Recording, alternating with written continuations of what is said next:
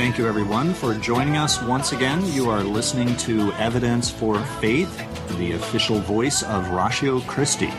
This is the Christian Evidences and Worldview radio program where we give you the evidence that shows that Christianity is true. I'm Keith Kendricks, and today we have a couple of exciting guests. We're going to be having assisting in the co-host chair, Dr. Anuel Hernandez, who has been a guest on the show a couple of times now. He is en route to the studio, though. So he is a chaplain for the reserves and was up at Fort Dix and is having a little bit of trouble getting back here, so he'll be joining us later. But today we also have Lenny Esposito, an apologist, and we'll be talking to him about several exciting topics. I do want to mention that you should check out our website, Evidence for Faith, at evidenceforfaith.com. Evidence, the number 4, faith.com. And check us out on Facebook. If you like podcasts, we have podcasts available through iTunes. And if you use Android systems, then you can find us on Double Twist. And also check out the ratiochristi.org website. Well, rather than me just talking to myself about news items and quotes of the day and this or that, I think I'm going to bring our first guest on. Lenny Esposito is an apologist. He's a speaker, teacher. He's been an acquaintance of mine now for several years and become a friend. I'll just bring him on. Lenny, welcome to Evidence for Faith. Hi, Keith. Good to talk with you again. We've gotten to know each other pretty well. We've traveled to Jerusalem together. That's right. Traveled to Wisconsin, Minnesota, and other places around the country together. Yes, and it's always a blessing to talk with folks such as yourself who are doing so much to advance thoughtful Christianity across the country, on the college campuses, as well as in your larger sphere of influence here. So I'm happy to be here. And you are the president and founder of Come Reason Ministries, an apologetics teaching ministry, and you hang out in my old stomping grounds, Southern California. How are you liking the weather down there, Lenny? Yeah, it's actually kind of cold today, a little overcast and rainy, so it's about the mid-50s, which is, winter for us here. Yeah, exactly. But overall, you have to break out that light beautiful sweater that you need for emergencies in the wintertime? Right. That's right. That's what. And a matter of fact, we had a guest speaker once come in who was an Australian. He couldn't figure out what the story was with California because the news reports will always say things like storm watch. And he was, concerned. It was his first time in the area, and he found out that whenever the news broadcasts shout out storm watch, it means you'll need a sweater when you go outside. So that tends to be Southern California weather. That's the way it is, yeah. When I moved to the East Coast about 20 years ago, I couldn't believe that people actually lived here. So it was quite a change. So you're out there and you attend Harvest Christian Fellowship in Riverside, right? Right. Greg Laurie's church. My sister, when she lived there, used to attend there, and I went to Cal Baptist in Riverside for a while. That was some good times back then. Southern California is a nice place to live. Yeah, a lot of things going on. So, and like I said, it's exciting to see. It's also been a hotbed with Biola University. Of course, you know that it's your alma mater now, and other, the ICR was first started here, Walter Martin's organization. A lot of apologetics has come out of the Southern California area, and so that's been really an exciting thing to see as well, especially as it now starts to really make its way across many other areas of the country. And I'm really glad to see that. Absolutely. Well, before we get into our topic of the day, Lenny, we have a couple of news items, and I always start things out with a quote. So this is a quote from Jonathan Edwards. Did you know Jonathan Edwards made some New Year's resolutions? Did you make any New Year's resolutions this year? Well, I heard a couple of resolutions that made a whole lot of sense. I'm not a big resolution guy. I had one individual tell me he resolved never to take a laxative and a sleeping pill at the same time. I thought that was smart.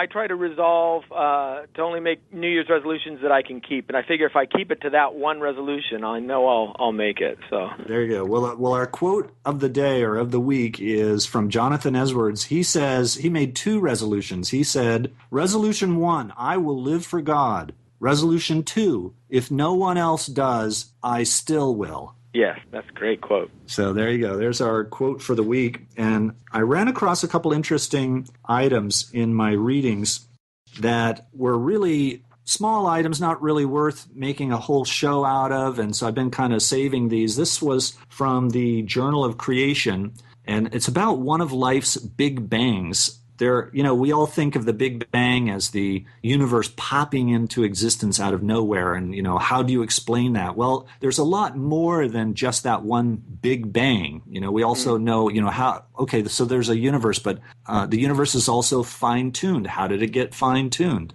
There's life. Where did life come from? That's a Big Bang. And then people think of the Cambrian explosion as a Big Bang of all the different body types. Right. In the fossil record. But there's one more Big Bang that doesn't get a lot of attention, and it's this idea about the single cell. Once you've got life, once you have a single cell, how do you get to a multicellular organism? Yeah, that's a good question. How you begin the process of replication, and some of the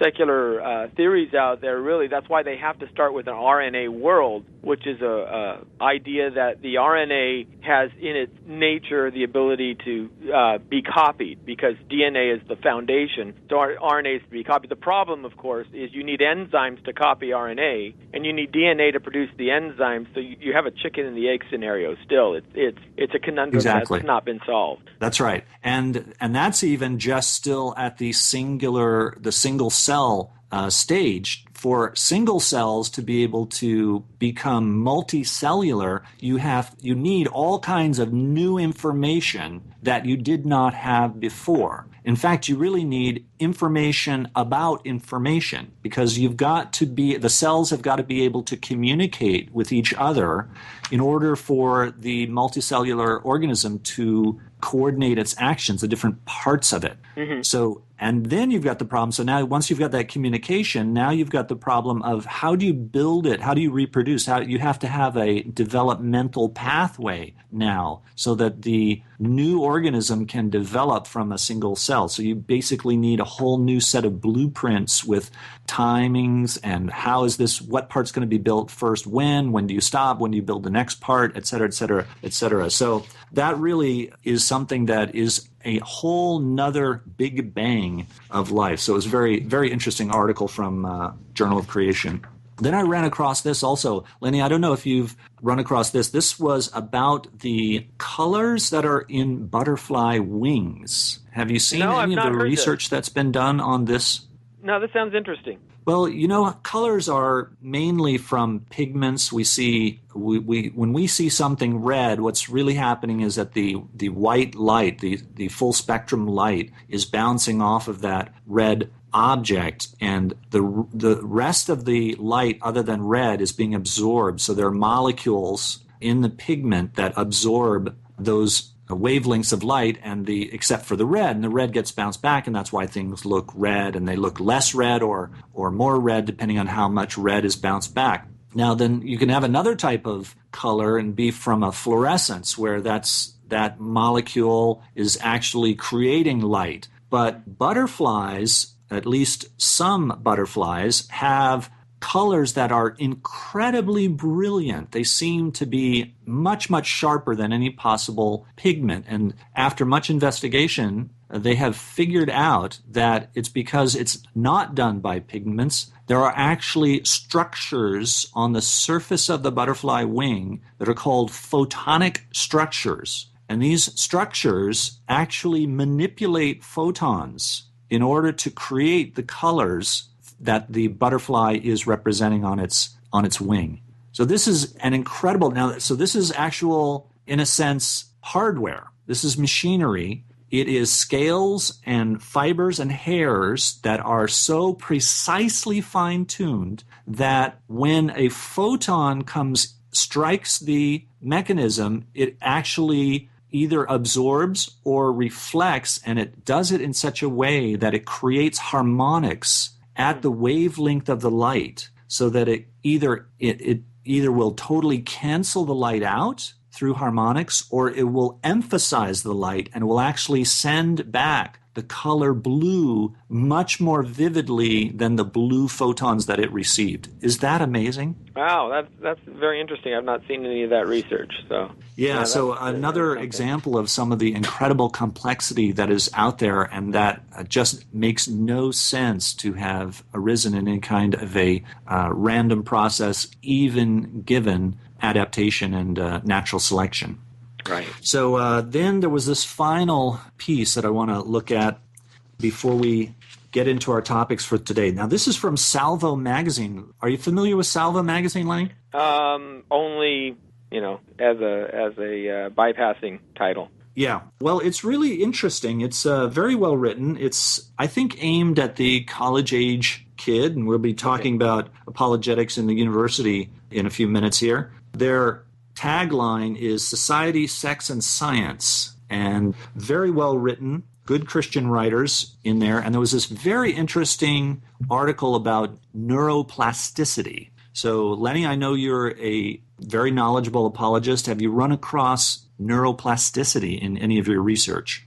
The idea that brain paths can be kind of remapped in order to... Yeah, in order to... You got it. That's right. We've talked about it on the show here, and there's been a lot of interesting research done. It's one of the evidences that there is a mind, there is something non-physical actually running the brain, because of research done down at UC Irvine, where they showed that giving people new ideas allowed their mind to reorder their brain, to rewire their brain.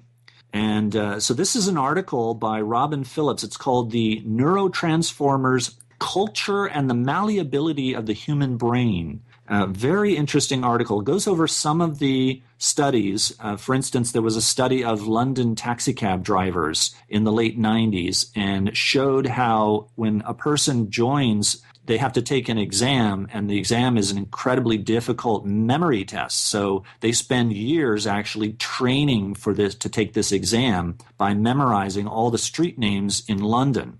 And it turns out they did studies. It turns out that their brains will actually physically change. So, in the evolutionary atheistic world, the brain is the changer of your thoughts. Right. How is it that it's going the other way around?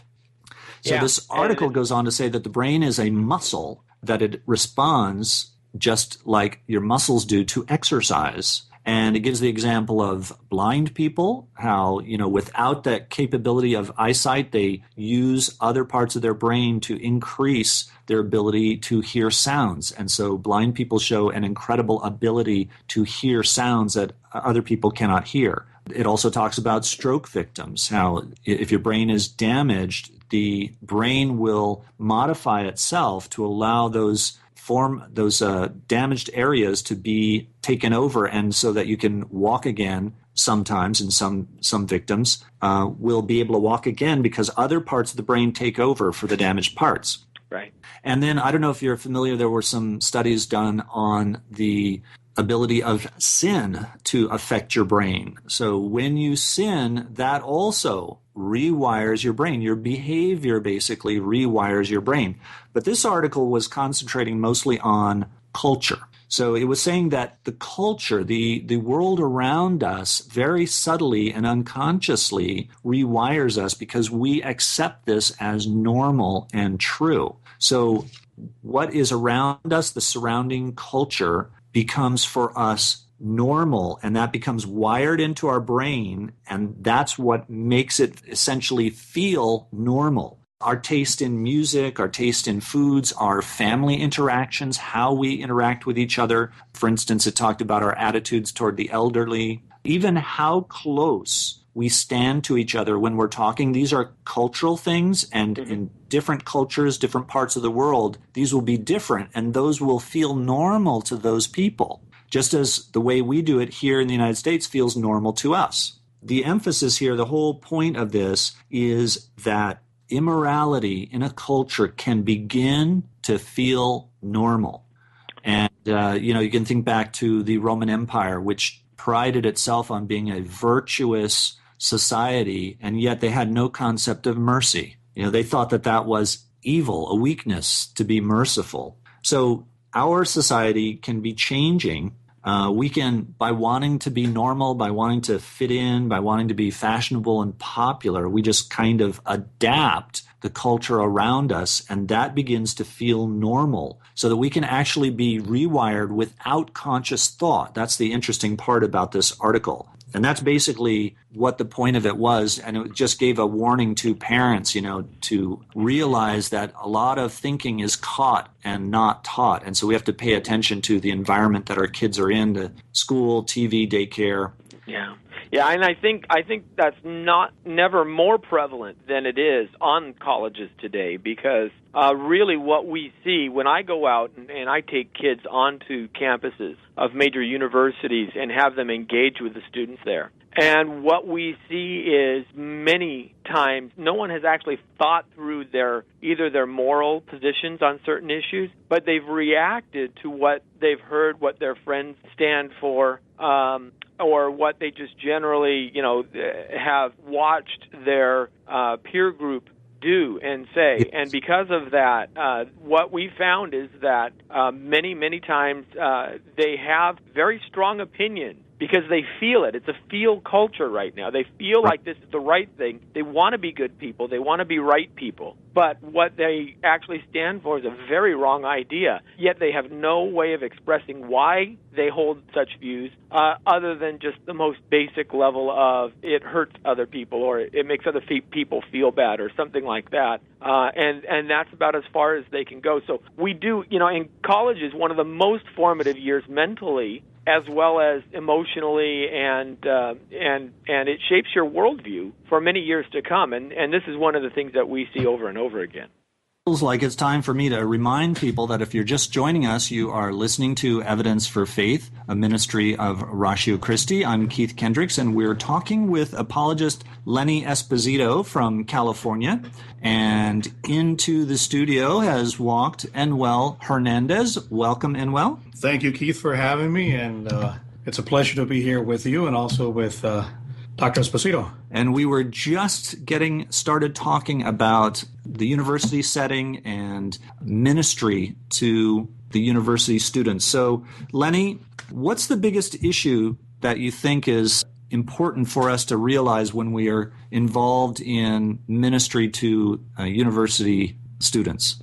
Oh, well, moral relativism is far and away one of the most prevalent problems that I've seen on campus. One of the things that we've done is we started taking some of our students, high school and college students, to some of the more probably the bastions of liberality that exist. So we'll take them up to UC Berkeley, and we'll go on campus and we'll engage with students. And I had one conversation with a college girl who was holding up a sign. It was very interesting because she was supporting a friend of hers who was running for student council. So she's making an effort saying that this individual would be good for student council. Well, when we started to engage her, we started asking her about, what is good, what is bad, what is right, what is wrong. And she basically said there's no such thing really as good as bad. Everybody interprets it through their own lens. So everybody feels what is good for them. I said, now, wait a minute, that can't be true. You're sitting here holding up a sign for your friend. You're telling other people that they should vote for this guy.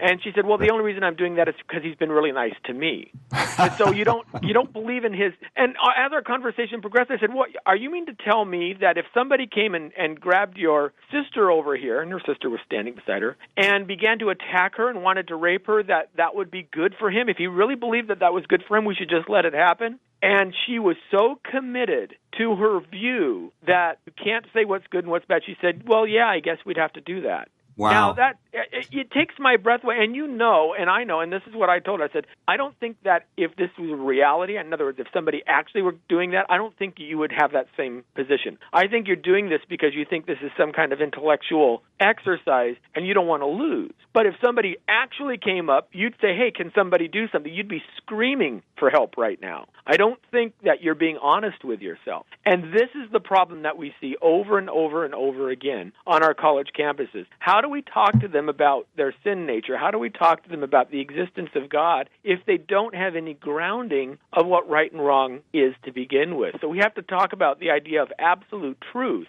first, and then from absolute truth and absolute, there are real things that we can know, then we can start to progress towards some of the more specific issues within Christendom. Now, we are a radio ministry of Ratio Christi, which is the whole ministry is to reach out to university students. And we don't have a specific curriculum that is kind of recommended, although there's lots of resource help. That is one of the areas that I have particularly focused on for Stockton College, which is the local college that I work with Ratio Christi. And I couldn't agree more with you, Lenny, about how important it is for students to really understand how to think. Now, in a sense, we all think logically for the most part. But what we don't realize is that we're making subtle mistakes, and we build upon those mistakes. So once you've made a subtle mistake, now even though you continue to be logical, you're still going to arrive at the wrong conclusion because you made that early mistake. So there are areas of logic that we need to strengthen. We need to learn the laws of logic, and we also need to learn where it is that people typically go wrong. What kind of fallacies do people fall into on a regular basis? And it's amazing to see the way that these students will really glom onto this and really be attracted to it, because it's not like anything that they have typically heard or been through. It's only if you intentionally take classes in logic or philosophy that you run into this kind of thing. Right.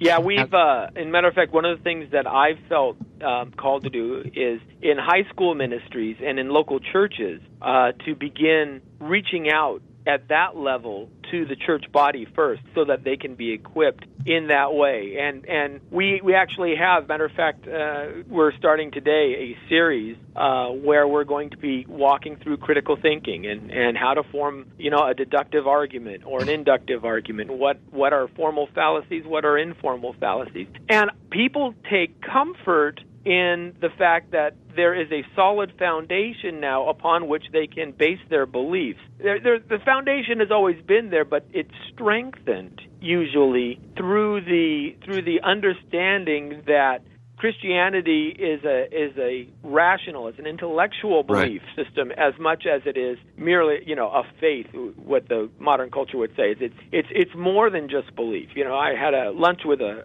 lady who I was talking to. She says, "Well, there's no such thing as truth." And I said, "What are you talking about? The Earth is 93 million miles away from the sun. Gravity pulls at 3.91 meters per second squared. And she goes, "Well, those are facts. That's not true."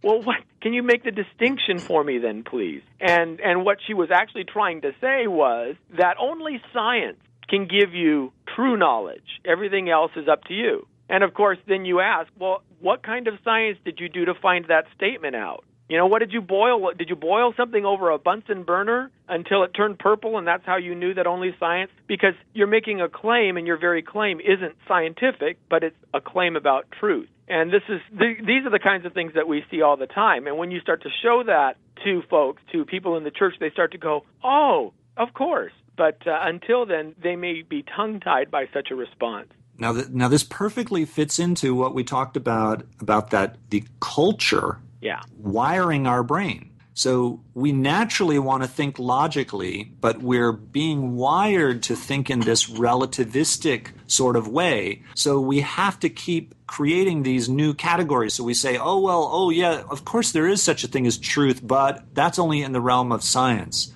So, and we don't realize the fallacies that we're making. I like to approach at this age group, at the age group of high school and college, not just, okay, I'm going to teach you about logic, because people just don't want to hear that. But I like to approach it from the idea of, are you being lied to? How does propaganda work? And show that propaganda works by playing on fallacies. And once you can recognize these fallacies and these logical errors, guess what? Propaganda begins to lose its power over you and lose its hold over you.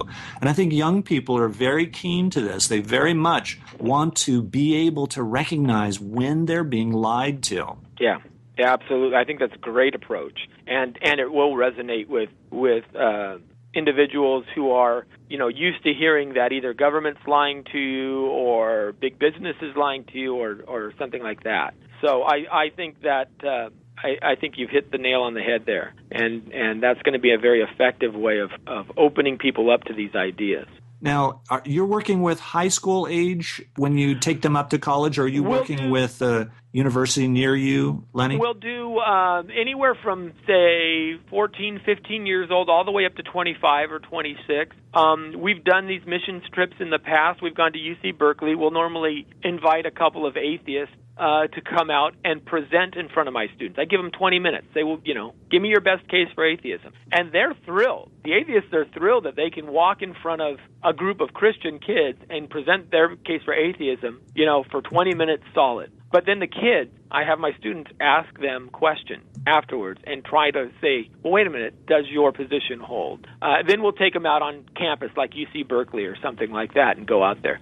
We've also gone to Salt Lake City and done this in the Temple Square and talked with Mormons. And this year, in June, we're actually going out to Dearborn, Michigan, which is probably the highest concentration of Muslims anywhere in the country, where they still do calls to prayer over the loudspeaker. And in June, I'm taking a group of kids down to Dearborn, Michigan, and we're going to do the same thing with Islam. We're going to bring out a couple of imams and work with some of the ministries there. So wonderful. Now, what will you be doing at Dearborn? Will you be going to the Arab Fest? Yes, we're planning it to coincide with the International Arab Festival. We'll be working a little bit with Josh McDowell's ministry, who's going to be out there. Abdu Murray, Aletheia International, is working very closely with us to set up some of these things. So he's helping me kind of with his boots on the ground there as well. And that's what we're planning on doing is to really expose folk to different worldviews and to just interact, to not fight. And what we've found is when we go on campuses, we actually use surveys instead of just, we don't come up with a Bible and wave it in somebody's face. We say, can we ask you about your position? I have the belief that the second grade class picture principle is always the most effective. And okay, tell us what that is. What I mean by that is if you look at remember your second grade class photo where you had 30 kids and the teachers at both ends? Whenever they passed that out, what's the first thing that you ever did? You looked for yourself. Yeah, that's right. So if you ask questions, people love to talk about themselves. If you ask them what their beliefs are, you don't bear the burden of proof. You're just trying to understand where someone else is coming from. And what you'll find is they start to realize that their views really contradict themselves. So that's kind of the approach we use. Lenny, that is very interesting listening to you and the type of apologetic approach that you have, because in my doctoral dissertation, that is precisely the foundation of what I found out, that you ask the right questions and people will give you answers. And finally, they will come to a point and understand that, wait a minute, even what I am saying does not make any sense. And it opens the mind of the person saying, all right, I'm holding to this view. However, it is not logically consistent. Yeah. And I think that it's what's going on in our culture right now, that there are many cliches out there. They tend to be repeated. People take it as fact, but they haven't analyzed what actually the cliche is saying. I'm very glad I read the book, and I'm sure you read it, The Closing of the American Mind, where it explains, what happened to our universities and all that. And what you're talking, it's very close to my heart, because I think there is a great ministry now for the youth, especially those who are graduating from high school and those who are in college right now, on which we can teach them how to think logically, because it's not just because it's philosophically good, rather than I believe that God is logical, I should say. God is not illogical. And in our worship of God, we are to take our minds and our bodies to offer him that as a living sacrifice. But I was thinking to myself now, Lanny, do you think that the church is ready, is equipped to prepare teachers or lay ministers to go out and touch the lives of the youth in high schools and colleges? And I know that we are a very selective group as apologists. Sure. But I think, do you believe that the church right now is equipped to its fullest to impact the culture and to impact the universities? It's a good question. I think that there's a lot of desire out there, and what we've seen through all the polling and everything. I mean, most churches are recognizing now that we're hemorrhaging students as they go off to college. Right. They see that. They just don't know how to approach it. So one of the things that my ministry does is I will go to various churches and set up these opportunities. So if you have a passionate desire in your church or in your group, give us a call and we'll work with you and help you set something up. It doesn't always have to be, going across the country. If Keith is doing it right there at Stockton. You go to any major university, you will find this worldview. And so we try to help folks in that way. Now, I want to kind of tag on to something you said earlier, Dr. Hernandez, when you mentioned that it's not merely, this idea of my thoughts are better than your thoughts or my thoughts are. It has real practical implications. And this is the second half of my burden, kind of something that has just come up to me over the past year. I have a friend who's in Vicenza, Italy, stationed at a base there. And her family, they're stationed at the U.S. Army garrison in Vicenza. And her daughter was getting, she told me two things. First of all, her daughter goes to the base school there, and none of the kids have a grounding in religious beliefs, so she's kind of getting pummeled. But the bigger problem is that military facility is getting hit very, very hard from the wars in Iraq and Afghanistan, so much so that they've lost nearly 100 service members, and a lot of that is due to suicide. Now, why is suicide an epidemic in the armed services today? And it's worse now than it's ever been. The U.S. Army has made that statement. And I firmly believe it's because we are putting moral relativists into battle situations where they cannot, once they're faced with the reality of kill or be killed, they're having a very difficult time making a real distinction between what is right, what is necessary, and dealing with that and processing it all. And so we're seeing more post-traumatic stress disorder than ever. We're seeing more suicide rates than ever. Your worldview affects things in real life as much as it affects in everything else. And that's another. So we've had an opportunity to go there and start talking to some of these folks in military bases. And I don't know of any apologist who's reaching out to all of our military personnel. I think that's a great harvest field waiting for someone to come along and be harvested, and that's something else that I've kind of been motivated for. So before we turn that corner, let me just remind people if they're just joining us, if they're just tuning in, you are listening to Evidence for Faith, a ministry of Ratio Christi. I'm Keith Kendricks, and with me is Dr. Enwell Hernandez and apologist Lenny Esposito, and we've been talking about the need to bring apologetics to the university setting, and we're now going to be talking about the need for apologetics in the military. And well, that's one of the reasons I wanted you to be here today helping to co-host, because you yourself are a chaplain. Can you give people the details on that? Absolutely. And I'm glad that I could be a testimony of an answered prayer that Lanny had. There are very few of us apologists in the military right now, and the only way where we can approach our servicemen is by the ministry of the chaplaincy. So the Lord has called many of us to go into the chaplaincy, but also with a background of apologetics, so we can reach our troops in Afghanistan and Iraq and even at home. And I agree very much with what Lanny has said, and is that this process of moral relativism has infiltrated the not only the church, not only our culture, but also it's engraved in our military customs and courtesies. I remember back in the day where we had absolute moral values, and even our military was derived out of absolute moral values. We have an honor code, which is divided in three parts. It's honor, courage, and commitment. And out of that, we emphasize all of our military life. But yes, we do see that there is a lot of situational ethics because of the moral relativism that has been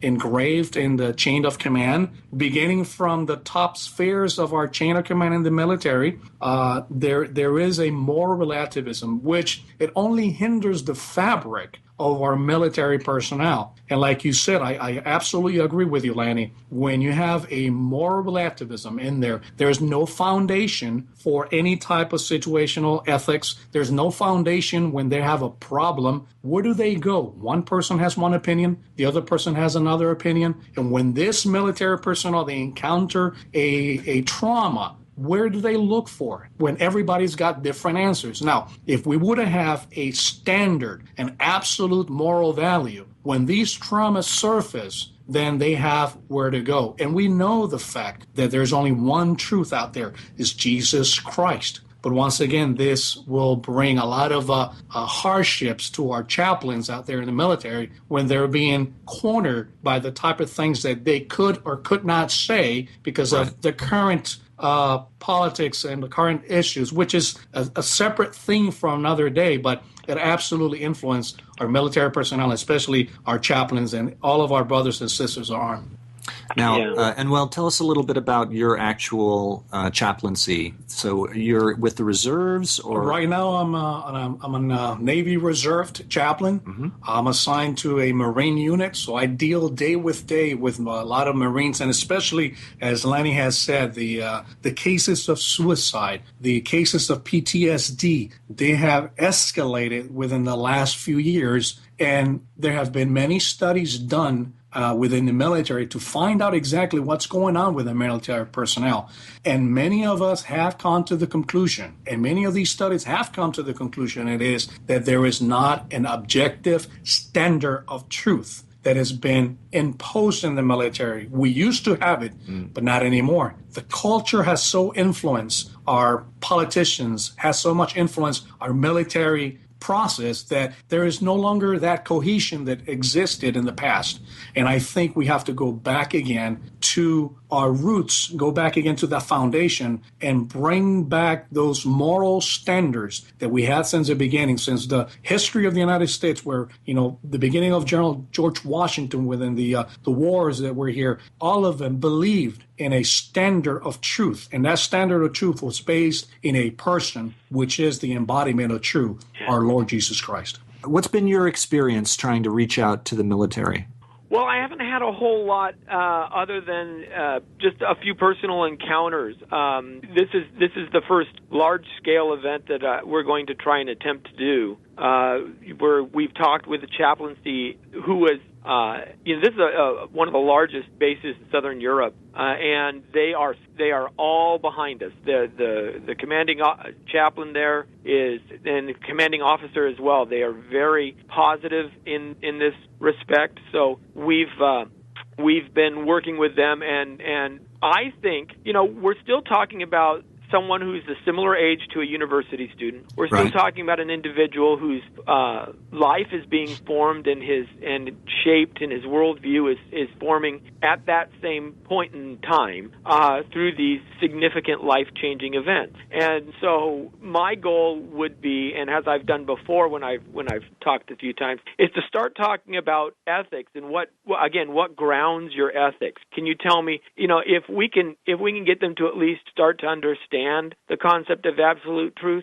I was talking with Greg Kokel and a couple of other guys, and we were talking about the World War II era and why it seems that there's so much more PTSD and stuff now than there was at that point in time. And one of the revelations that I said is, well, you have to remember that those individuals, that entire generation was shaped by the Depression. They had come from 10 years of understanding that if you worked all day for a quarter, you brought that quarter home, you laid it down on the family table because the family needed it. In the Revolutionary War, you fought and understood that, if you were the first line against the British, you're probably going to get a musket ball. But you do that because the sake of liberty is one that's worth more than the sake of the individual. And today we flip that on its head, and we've said the individual is worth everything. Right. It's an iPhone, iPad, iGeneration. Everything's about me. And so it's no wonder that these kids now can't figure out which way is up when they come into these situations where they're pressed to do things that kind of go against their personal safety or go against, what they may have felt is the right thing to do. So my goal would be to reach out to them and start to talk to them from that there is an ethical framework, there is truth. Truth is good. Truth is worth, more than any one individual, and there's reasons why we fight for truth. So, right, Lenny, you couldn't have segued more appropriately into this article that I had sitting here. I thought, well, I guess I won't use this today, but now I have to bring it up. Yesterday was published in the Daily Mail an article about a survey. This is called the American Freshman Survey, which has been asking students to rate themselves compared to their peers since 1966. So, and what was this in? Roughly, are you familiar with this study? No. I mean, where was it published? It was this article that I'm reading is a news article about the study. Let me see if they mention where it was published. This is from the Daily Mail. And the psychologist was Jean Twenge, and it does not say, maybe later on it says where it was published. But apparently roughly 9 million young people have taken this survey over the last 47 years. And I'll just read this paragraph here. It says, psychologist Jean Twenge and her colleagues compiled the data and found that over the last 4 decades, there's been a dramatic rise in the number of students who describe themselves as being above average in areas of academic ability, drive to achieve, mathematical ability, and self-confidence. And then it goes on to say that while students are much more likely to call themselves gifted in writing abilities, objective test scores actually show that their writing abilities are far less than those of their 1960s counterparts. So actual abilities is declining because the universities are no longer teaching, but they are teaching self-love, and kids are just really narcissistic now. There's one other thing that's worth mentioning. It says that in the time spent studying, a third of the students study for 6 or more hours a week compared to half in the 80s. Wow. Yeah. It's interesting, Keith. These studies have shown for a fact that there is a decrease in the intellectual fiber of our university students.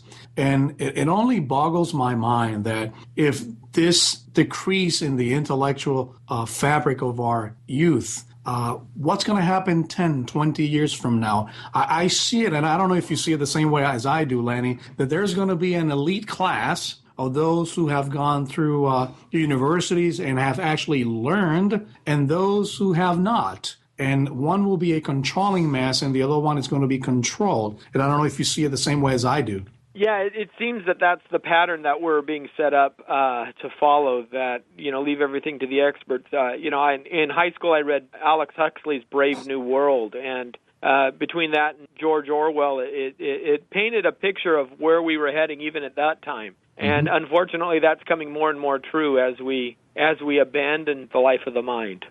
So, and then the question to follow will be is that what are we doing? What are we going to do, and how are we going to do this? Right, exactly, and that's why what I found is if you start with the kids naturally want to know the truth. What high schools, although many high school youth groups are movie nights and pizza parties, kids like the hard questions. They like to wrestle with these issues. And when they find that the church can provide the answers, which was the historic position of the church, it used to be whenever the smartest guy in town was the guy who went to seminary. He was the one who was learned in everything. And we've lost that. We look to the guy in the white coat to tell us which gum to chew now. And we need to get back the point where we lead the discussion on these issues, not just follow along. In the past, I remember that any Christian could outthink anyone out there because we had a foundation, and I think we have lost that. In a sense, I am very glad that we are making a comeback at the university level, especially on the departments of philosophy nowadays. Yes. That, as Christians, we're being looked up by the atheists and many others within the academia, especially on the philosophy departments. Yeah, as a matter of fact, last year I had a debate at University of California, Riverside with atheist Richard Carrier, who's a kind of a fairly famous internet atheist, and the room was packed. It was packed with people. And beforehand, we had heard comments like, well, the Christian's just going to say that, he feels God in his heart, so he knows he's... And afterwards, that same gentleman came up and said, I want to thank you because you didn't do that. You actually gave real reasons. You were the most eloquent, articulate speaker I've heard in a long time, and I want to thank you for that. And these are non-believers now who we're making headway with because they don't dismiss Christianity as some sort of, hopeful fiction. So we can do this again if we stand up and start thinking appropriately. And then, like I say, in our high schools, in our youth groups, start asking the hard questions, start answering them, and offering something more that the students really can get their teeth into. Lenny, tell us a little bit about this conference you're doing in Italy, is it? Well, yeah, we're going to, it's northern Italy, and we're going to, it's at Caserma Ederle, which is where the U.S. Army Africa headquarters is, I guess. It's the Southern European Task Force is based there. And we're just going to 2 or 3 days where we're going to be talking with folks at different bases. We're going to be talking to the kids in the high school there, but we're also going to be addressing the service members directly at 2 different Army bases in that area. And what I hope to do is parlay this into a larger approach. Now, I've got a host, and she's at the base. She's helping us with all of the formalities and things like that. The only thing that we're working on is we're still working on getting a little bit of funding to get there because it's not cheap to get to Italy anymore. So that's if you or any of your listeners would want to support us in that trip, you can go to secure.comereason.org and provide a donation to help us get to Italy. And what I hope to do is to turn this one opportunity into many to, as Dr. Hernandez said, maybe go to the bases in Texas and Georgia, and even we have, El Toro out here in California, and start developing. Real quick, with that website that you mentioned, can the people actually log into there and probably get the resource of this conference and benefit from it also? Yes, we have a podcast. We have over 80 different articles. We have teachings, CDs, DVDs, YouTube videos. ComeReason.org has a wide variety of apologetics issues on almost every topic under the sun, including these, and we will try to videotape these and put them on our YouTube channel for you. Great. Lenny, it's wonderful to speak with you again, and good luck on this approach, and hopefully you'll get many different inroads into the military. I know my son is down at Fort Bragg and is going to be shipped off to Afghanistan in a little over a week. I know he'll be doing his part to help share some of the apologetics on base, but we definitely need more of it. Well, why don't you give websites, phone numbers, or whatever so that people can stay in touch with you? Yeah, well, you can. The website is www.comereason.org. You can follow me on Twitter at twitter.com/comereason, or even Facebook.com, Come Let Us Reason. And our phone number is 866-95-REASON, REASON. So lots of ways to get in touch. Well, Lenny, thank you very much for being a guest on Evidence for Faith. Thank you so much, Keith. I appreciate it. And thank you, Dr. Hernandez. Well, you've been listening to Evidence for Faith, a ministry of Ratio Christi. Send your comments or questions to email at evidenceforfaith.com, and join us again next week for more reasons to believe. And always remember that the best reason for being a Christian is because it's true.